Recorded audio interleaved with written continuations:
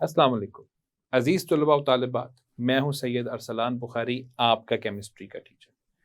बच्चों, आज हम जिस बाब को ख़त्म किया है, इस बाब के अंदर मौजूद जितनी भी खुद तशख़ीसी सरगर्मियाँ हैं और जितने भी अहम सवालात कुछ टेबल्स की सूरत में दिए गए हैं, वो आज हम हल करेंगे। असल में तो इसको हल आप लोगों को करना चाहिए, लेकिन चूँकि हम चाहते हैं कि मुकम्मल और तफ़सीली इल्म आपको दिया जाए, तो इसका हम हल आपको आज करवाते हैं। तो चलें, चलते हैं वाइट बोर्ड की तरफ और आपको बताते हैं कि इन खुद तशख़ीसी सरगर्मियों में मौजूद सवालात को आपने किस तरह से हल करना है। खुशामदीद अज़ीज़ तलबा तालिबात, आज हम बाब नंबर 13 में मौजूद खुद तशख़ीसी सरगर्मियों को हल करेंगे। चलते हैं पहली की तरफ 13.1 और उसका पहला सवाल है कार्बोहाइड्रेट्स की तारीफ़ करें। तो कार्बोहाइड्रेट्स की तारीफ़ हमने की थी। हमने कहा था कि ऐसे मैक्रोमोलिक्यूल्स, और हमने पढ़ा था कि मैक्रोमोलिक्यूल्स क्या होते हैं, बड़े साइज के मॉलिक्यूल। तो ऐसे मैक्रोमोलिक्यूल्स जो पॉली हाइड्रोक्सी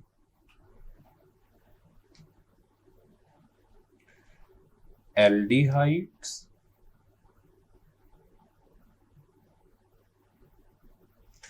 या कीटोन्स हो, तो ऐसे कंपाउंड्स को हम नाम देते हैं कार्बोहाइड्रेट्स। तो कार्बोहाइड्रेट्स क्या है? मैक्रोमोलिक्यूल्स जो कि पॉलीहाइड्रोक्सी एल्डिहाइड या कीटोन्स होते हैं, उनको कार्बोहाइड्रेट्स कहा जाता है। और इसमें हम मिसाल दे सकते हैं ग्लूकोज की, और इसमें हम मिसाल दे सकते हैं फ्रुक्टोज की। तो ये हम कुछ मिसालें वगैरह दे सकते हैं। चलते हैं अगले सवाल की तरफ, जिसमें पूछा जा रहा है कि डाइसैकेराइड के ख्वास बयान करें। डाइसैकेराइड पहली बात कहते किसको है? ऐसी शुगर्स जो दो मोनोसैकेराइड से मिलकर बने, उनको कहा जाता है डाइसैकेराइड। सबसे पहले तो आपको ये पता होना चाहिए कि डाइसैकेराइड कहते किसको है। तो डाइसैकेराइड एक ऐसी शुगर है जो दो, अजीज तलबा तालिबात, ये इसकी खसूसियत ही मैं आपको बता रहा हूँ। ऐसी शुगर जो दो मोनो सेक्राइड यूनिट्स से मिलकर बने। पहली बात तो ये दो मोनोसेक्राइड यूनिट से मिलकर बनती है। इसके अलावा हमने बात की थी कि जो डाइसेक्राइड्स हैं उनके अंदर आम तौर पे इनका भी मीठा जायका होता है। मीठा जायका होने के अलावा हमने पढ़ा था कि ये आमतौर पे क्रिस्टलाइन ही है। एक बड़ी अहम चीज हमने पढ़ी थी कि इनकी हाइड्रोलाइसिस हो जाती है, जो कि इनको बहुत मुख्तलिफ कर देती है किससे? मोनोसेक्राइड से। तो इनकी जो है वो क्या हो जाती है? हाइड्रोलाइसिस हो जाती है। और इसके अलावा हमने पढ़ा था कि ये इसके अंदर जो है वो रिड्यूसिंग शुगर भी होती है और नॉन रिड्यूसिंग शुगर भी इसके अंदर पाई जाती है। और हमने पढ़ा था कि ये पानी में आसानी से हल हो जाती है। तो ये है कुछ खसूसियात डाइसैकेराइड्स की। और इसमें मिसाल आप किसकी दे सकते हैं? सबसे शानदार एग्जांपल हम सुक्रोज की इसमें दे सकते हैं। चलते हैं तीसरे सवाल की तरफ। ग्लूकोज के बनने की मतवाजन कीमियाई मसावात लिखें। तो इसमें हमने पढ़ा था कि कार्बन डाइऑक्साइड होती है। कार्बन डाइऑक्साइड पौधे हवा से लेते हैं, पानी को वो जमीन में से जड़ों के जरिए लेते हैं, पत्तों में ये सारा अमल चलता है और इसके नतीजे में ग्लूकोज नाम का कंपाउंड बन जाता है और साथ में ऑक्सीजन गैस जो है वो खारिज हो जाती है। उसको तवाज़ुन में लाना है तो 6 मोल्स या 6 मॉलिक्यूल कार्बन डाइऑक्साइड के, 6 ही पानी के और 6 ही जो है वो ऑक्सीजन के होते हैं। जबकि इसमें जो है वो सूरज की रोशनी और अजीज तलबा व तालिबात क्लोरोफिल जो है वो होना जरूरी है, जो कि एक सब्ज रंग का पिगमेंट है पौधों के अंदर। चौथे सवाल की तरफ आते हैं। वो कह रहे हैं ग्लूकोज का स्ट्रक्चरल फॉर्मूला लिखें। तो ग्लूकोज के स्ट्रक्चरल फॉर्मूले के अंदर हमने पढ़ा था कि बहुत आसान है उसका स्ट्रक्चरल फॉर्मूला बनाना। आप सबसे पहले तो चेन के अंदर 6 कार्बन बना दो, ठीक है। तो ये 1 2 3 4 5 और ये 6, तो ये थोड़ा सा नीचे है तो आप इसको देख लीजिएगा। उसमें से फिर हम क्या करेंगे, किसी एक तरफ एल्डिहाइड का क्या लगाएंगे, फंक्शनल ग्रुप, क्योंकि हमने पढ़ा था कि जो ग्लूकोज है वो असल में क्या है, एक एल्डो शुगर है। तो एल्डो शुगर का मतलब ही ये होता है कि जिसके अंदर एल्डिहाइड पाया जाए। तो एल्डिहाइड या पहले कार्बन के ऊपर हो सकता है या आखिरी कार्बन पे हो सकता है, दरमियान में तो हो सकता नहीं है। तो हम क्या करेंगे, अब हर किसी के साथ एक एक क्या लगाएंगे, OH। लेकिन मैंने आपको बताया था कि तीसरे कार्बन में आपने OH की जगह क्या कर देनी है, तब्दील कर देनी है। तो यहाँ भी OH आ जाएगा, यहाँ पर भी OH आ जाएगा और यहाँ पर भी OH आ जाएगा। मैंने इसका स्ट्रक्चर बनाने का कानून आपको बताया था। मैंने कहा था कि जिसके साथ फंक्शनल ग्रुप लगा हुआ है सिर्फ उसके साथ नहीं आएगा, बाकी हर कार्बन के साथ एक एक क्या लगा देना है, OH। अब आप इनके बॉन्ड पूरे करो। पहले कार्बन के तो बॉन्ड पूरे हैं, तो इसके साथ एक हाइड्रोजन लगा के बॉन्ड पूरे होंगे। इसके साथ भी एक, इसके साथ भी एक, इसके साथ भी एक, जबकि इसके साथ कितने लगेंगे, 2 हाइड्रोजन लगेंगे। तो ये आपके सामने अजीज तुलबा व तालिबात C6H12O6 यानी कि ग्लूकोज का स्ट्रक्चर और ग्लूकोज की साख्त आपके सामने। पांचवें सवाल में है जी, सुक्रोज की हाइड्रोलाइसिस की मतवाजन कीमियाई मसावात लिखें। तो वो हमने पढ़ा था कि सुक्रोज जो है वो कैसे टूटता है। मैं यहाँ पे आपको लिख देता हूँ, मैं ये लिख रहा हूँ C12H22O11, ये है सुक्रोज का फॉर्मूला। पानी की मौजूदगी में, पानी के साथ हम उसका रिएक्शन करवा रहे हैं। अजीज तलबा तालिबात, मैंने आपको बताया था कि इसके साथ आपको एक तो इसको हीट करना पड़ेगा, हरारत देनी पड़ेगी, गर्मी हीट करना पड़ेगा, टेम्परेचर देना पड़ेगा। इसके अलावा मैंने आपको बताया था कि यहाँ पर आपने डिल्यूट HCl जो है वो लाजमन इस्तेमाल करना है। ये एसिडिक मीडियम में होता है, तो उसके लिए आपने डिल्यूट HCl जो है वो लाजमन देना। तो सुक्रोज जो है वो टूटेगा और एक यूनिट बनता है ग्लूकोज का और एक यूनिट बनता है फ्रुक्टोज का। अजीज तलबा व तालिबात, ये दोनों का फॉर्मूला क्या होता है, सेम होता है, आपको पता है। तो इसमें से आप किसी एक को फ्रुक्टोज कह लें, तो एक जो है वो फ्रुक्टोज होगी और किसी एक को आप ग्लूकोज कह लीजिए, जबकि ये था सुक्रोज का फॉर्मूला। तो ये है मतवाजन एक मसावात जिसके जरिए हम सुक्रोज की हाइड्रोलाइसिस दिखाते हैं। तो बच्चों अब आते हैं खुद तशखीसी सरगर्मी 13.2 की तरफ, जिसका पहला सवाल पूछा जा रहा है कि प्रोटीन्स में कौन से एलिमेंट्स पाए जाते हैं। तो अजीज तलबा तालिबात, आपने पढ़ा था कि प्रोटीन्स के अंदर आम तौर पर, चूंकि प्रोटीन्स नाइट्रोजनस कंपाउंड्स होते हैं, तो प्रोटीन के अंदर आम तौर पर जो उनसे एलिमेंट्स पाए जाते हैं उनमें है कार्बन, हाइड्रोजन, कार्बन है, हाइड्रोजन है, ये दोनों तो लाजमन होते हैं, और नाइट्रोजन का होना तो बहुत जरूरी है। नाइट्रोजन होता है, नाइट्रोजन के अलावा उसके अंदर क्या होता है, ऑक्सीजन। तो अजीज तलबा तालिबात, ये वाले एलिमेंट्स तो होना बहुत जरूरी है। लेकिन इन एलिमेंट्स के अलावा भी हमने कुछ कुछ जगहों के ऊपर हमने कुछ और एलिमेंट्स को भी देखा है, जैसे कि सल्फर। प्रोटीन्स की जब हम बहुत ज़्यादा करीब से जाके उसकी साख्त और स्ट्रक्चर देखते हैं तो वहाँ हमें कुछ डाइसल्फाइड ब्रिजेस नजर आते हैं जो हमें बताते हैं कि सल्फर उसके अंदर मौजूद है। दूसरे सवाल की तरफ आते हैं, अमाइनो एसिड्स एक दूसरे के साथ कैसे जुड़े हुए होते हैं। तो इसके लिए पहले आप अमाइनो एसिड की साख्त को देखें। अमाइनो एसिड्स में क्या होता है बच्चों, ये रहा कार्बन, कार्बन की एक साइड के ऊपर अमाइनो ग्रुप होता है, यानी अमाइनो ग्रुप का मतलब है NH2 ग्रुप, जबकि दूसरी तरफ कार्बोक्सिलिक ग्रुप होता है, यानी COOH ग्रुप होता है। ये होता है एक अमाइनो एसिड, जबकि यहाँ पे R भी हो सकता है, यहाँ H भी हो सकता है। हमारा ध्यान होना चाहिए दो चीजों के ऊपर, एक हमारा ध्यान इस ग्रुप पे होना चाहिए, एक इस ग्रुप पे। आप उनका नाम तो पढ़िए, अमाइनो एसिड। अमाइनो एसिड इसलिए है क्योंकि ये रहा उनका अमाइनो ग्रुप, और एसिड इसलिए है क्योंकि COOH वाला होता है कार्बोक्सिलिक एसिड्स का ग्रुप होता है। तो हम ये कह सकते हैं कि इनका नाम ही इस वजह से बना हुआ है क्योंकि इनके एक तरफ अमाइनो ग्रुप पाया जाता है और एक तरफ क्या पाया जाता है, कार्बोक्सिलिक एसिड ग्रुप पाया जाता है। अब फर्ज कर लेंगे ये एक अमाइनो एसिड पड़ा हुआ है और इसके करीब आ जाता है दूसरा अमाइनो एसिड, ये उसका कार्बोक्सिलिक ग्रुप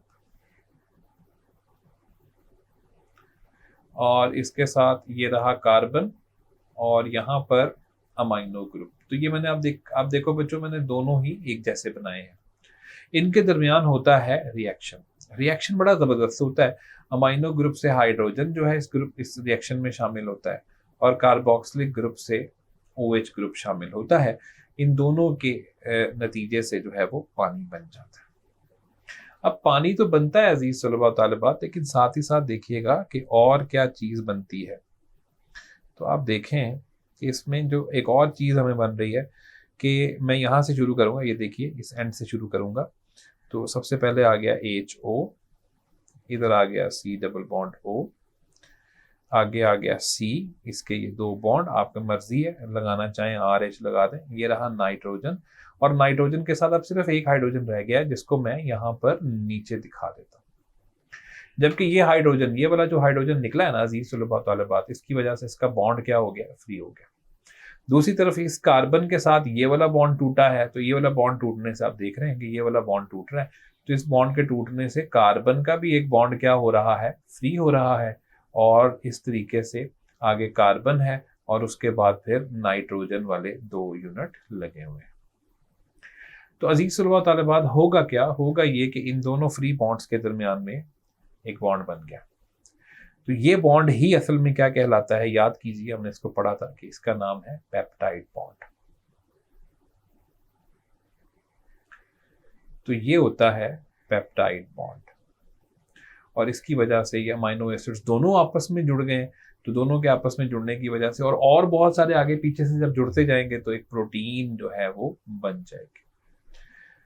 तीसरे सवाल की तरफ आते हैं अजीज तलबा तालिबात। उसमें कह रहे हैं अमाइनो एसिड्स का जनरल फार्मूला अभी हम पढ़कर आए कि इसमें सेंट्रल कार्बन है, मरकजी कार्बन एटम है, उसके एक साइड के ऊपर अमाइनो ग्रुप पाया जाता है यानी ये वाला ग्रुप NH2 और एक तरफ क्या पाया जाता है, कार्बोक्सिलिक ग्रुप पाया जाता है। तो ये होता है अमाइनो एसिड्स का जनरल फार्मूला। आते हैं चौथे सवाल की तरफ, नॉन इसेंशियल अमाइनो एसिड्स से क्या मुराद है बच्चों। नॉन इसेंशियल का मतलब मैंने आपको पहले भी समझाया था, लेक्चर के दरमियान में भी बताया था कि नॉन इसेंशियल का मतलब होता है गैर जरूरी। अब आप सोचोगे कि सर गैर जरूरी, हमारे जिस्म में गैर जरूरी चीज कैसे हमें चाहिए हो सकती है।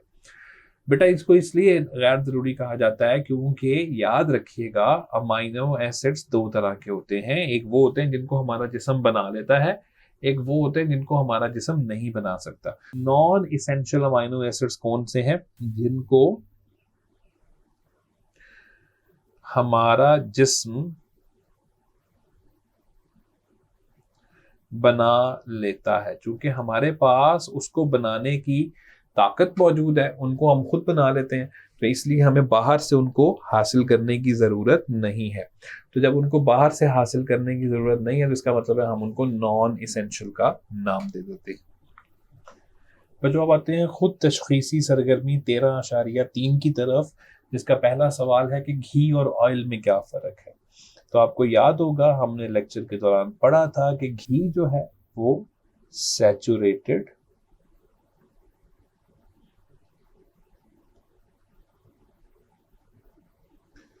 फैटी एसिड्स से मिलकर बनता है, जबकि अगर हम ऑयल की बात करें तो ऑयल जो है वो अनसैचुरेटेड फैटी एसिड से मिलकर बनता है। तो ये इनमें सबसे बड़ा और बुनियादी फर्क है कि जो घी है वो सैचुरेटेड फैटी एसिड से और जो ऑयल है वो अनसैचुरेटेड फैटी एसिड से मिलकर बनता है। दूसरे नंबर पर सवाल आता है फैट्स के ख्वास बयान करें। तो फैट्स के ख्वास हमने इस बाब के दरमियान काफ़ी सारे पढ़े थे और हमने पढ़ा था कि फैट्स जो हैं वो पहली बात तो ये है कि वो मैं ऊपर बयान करके आ गया, उसकी पहली खुसूसियत ये है कि जो फैट्स होते हैं इनको हम नाम देते हैं कि ये सैचुरेटेड फैटी एसिड से मिलकर बने हैं।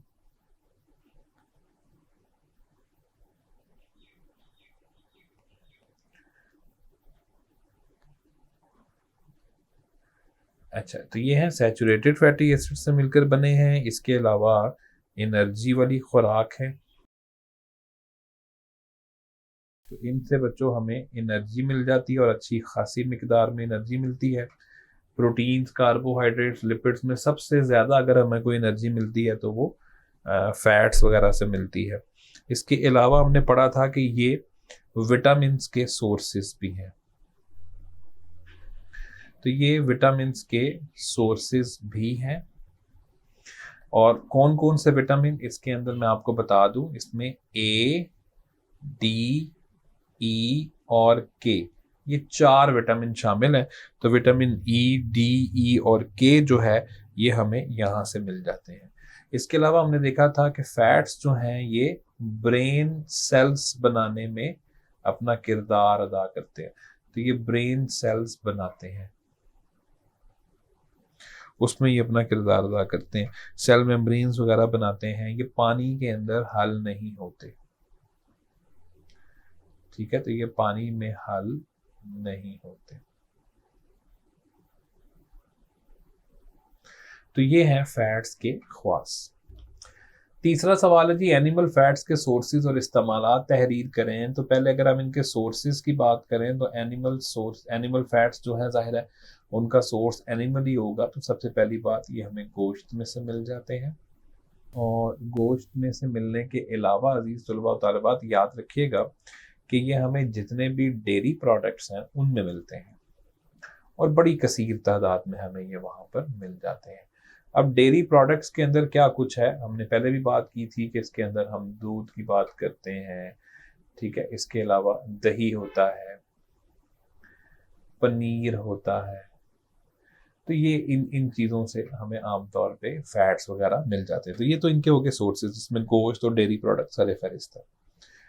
इस्तेमालात की जहाँ तक बात है तो इस्तेमालात में हमने पढ़ा था कि इनसे हमें एनर्जी मिल जाती है। एनर्जी मिलने के बाद बिलखसूस अगर हम एनिमल फैट्स की बात करें तो ये साबुन बनाने के काम आता है। तो ये सोप जो होता है ना, साबुन, उसको बनाने के काम आता है। तो ये इसका सबसे बड़ा इस्तेमाल है कि इसके ज़रिए हम साबुन और इस तरह की चीज़ें जो है वो पैदा कर लेते हैं। चौथे सवाल की तरफ आते हैं, क्या पौधे ऑयल्स का सोर्स हैं, वजाहत करें। जी बिल्कुल, पौधे ऑयल्स का सोर्स हैं, इसमें कोई शक नहीं है। उसकी वजह क्या है, ये पौधे जो होते हैं, पौधों के अंदर बीज होते हैं, और ये ऑयल्स जो हैं वो असल में पौधों के बीजों के अंदर ही जखीरा हुए होते हैं, स्टोर हुए होते हैं। मिसाल के तौर पे सनफ्लावर ऑयल आपने नाम सुना होगा। तो जो सनफ्लावर ऑयल है वो कहाँ से मिला, ऐसे ही मिला। सनफ्लावर एक पौधे का नाम है, उसके बीज होते हैं, उन बीजों के अंदर ये ऑयल जखीरा हुआ होता है जिसको बाद में हम निकाल लेते हैं। इसके अलावा अगर हम बात करें अजीज तलबा और तालिबात, तो कॉर्न ऑयल है जिसको मकई का तेल कहा जाता है, वो भी मकई का दानों के अंदर होता है। इसके अलावा अगर हम बात करें तो इसमें मस्टर्ड ऑयल है, कोकोनट ऑयल है, और इस तरह के बहुत सारे ऑयल्स जो हैं वो हमारी ज़िंदगी में कहीं ना कहीं हमारा उनके साथ ताल्लुक पड़ता रहता है। जैसे ग्राउंड नट ऑयल है, कॉर्न ऑयल है, और ये सारे के सारे ऑयल्स हमें पौधों से मिलते हैं। तो ये आपके पास खुद तशखीसी सरगर्मी थी। तो बच्चों आते हैं 13.4 की तरफ, जो कि आखिरी खुद तशखीसी सरगर्मी है इस बाब की। पहला सवाल हमसे पूछा जा रहा है कि फैट सोल्यूबल विटामिन के क्या नुकसान हैं। आपको पता है कि फैट्स जो हैं वो हमारे जिस्म के अंदर मोटापा पैदा करते हैं। तो अगर फैट सोल्यूबल विटामिन उनके हम नुकसानात की बात करें तो इनकी जो ज़्यादा मिकदार है वो ज़्यादा मिकदार से जिस्म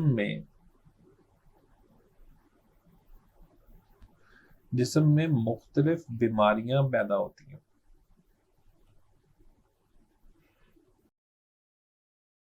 तो इनके ज़्यादा मिकदार से ये जिस्म में इकट्ठे हो जाते हैं, तो मुख्तलिफ बीमारियां जो हैं वो पैदा होती हैं। अब उन बीमारियों में से एक आप याद कीजिए कि हमने विटामिन डी के बारे में पढ़ा था कि विटामिन डी अगर ज़्यादा हो जाता है तो उससे हमें एक टेटनी नाम की बीमारी का सामना करना पड़ता है, जिसमें हड्डियों का वज़न जो है ना वो बहुत ज़्यादा हो जाता है, और इसकी वजह से फिर मुख्तलिफ जगहों पे हमारे पत्थर यानी गुर्दों के अंदर पथरियाँ वगैरह जो है वो बनना शुरू हो जाती हैं। तो फैट सोल्यूबल विटामिन जो है वो उनकी ज़्यादती जो है वो नुकसानदेह होती है। दूसरे नंबर पे आता है पानी में सोल्यूबल विटामिन के क्या फ़वाइद हैं। तो पानी में मौजूद जो विटामिन हैं वो हमने पढ़ा ही है कि उसमें जो है वो विटामिन, सबसे पहले विटामिन बी कॉम्प्लेक्स होता है। अब बी कॉम्प्लेक्स के बहुत सारे फ़ायदे हैं। हमने पढ़ा है कि विटामिन बी जो है वो खून बनाने में मदद करता है, ठीक है, वो खून बनाता है। इसके अलावा वो हमारे जिस्म को ताकत देता है। इसके अलावा अगर बात की जाए बी की, तो बी में हमने देखा है कि वो आँखों की बीनाई को भी काफ़ी हद तक जो है वो कंट्रोल करता है। तो विटामिन बी के नुकसानात तो फ़वाइद तो बहुत ज़्यादा है। दूसरे नंबर पे है विटामिन सी। तो अगर हम विटामिन सी की बात करते हैं तो हमने देखा है कि वो स्कर्वी नाम की बीमारी से बचाता है। तो ये इनके फ़ायदे हैं। हमने इसको लेक्चर में बहुत डिटेल में पढ़ा था, बहुत तफसील से हमने पढ़ा था कि विटामिन बी के फ़वाइद क्या हैं और विटामिन सी के फ़वाइद क्या हैं। तीसरे नंबर पे आते हैं कि फैट सोल्यूबल विटामिन की मिसालें दें। तो फैट सोल्यूबल विटामिन के अंदर विटामिन ए है, विटामिन डी है, विटामिन ई है और विटामिन के है। तो अजीज तलबा तलबात, ये हैं 4 ऐसे विटामिन जो कि फैट सोल्यूबल विटामिन कहलाते हैं। चौथे सवाल की तरफ आते हैं, डीएनए का फंक्शन क्या है। तो बच्चों हमने पढ़ा था कि डीएनए सेल के अंदर या सेल में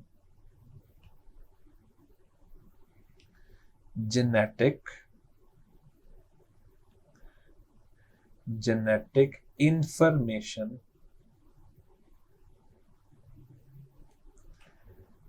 का स्टोरेज है। असल में यहाँ पे सारी जेनेटिक इंफॉर्मेशन जो है ना हमारी जीन्स की, वो स्टोर हुई होती है। तो सारी की सारी इंफॉर्मेशन, सारी की सारी मालूमात जो है वो डीएनए के अंदर जो है वो पाई जाती है, यानी यहाँ पे ज़ख़ीरा हुई होती है।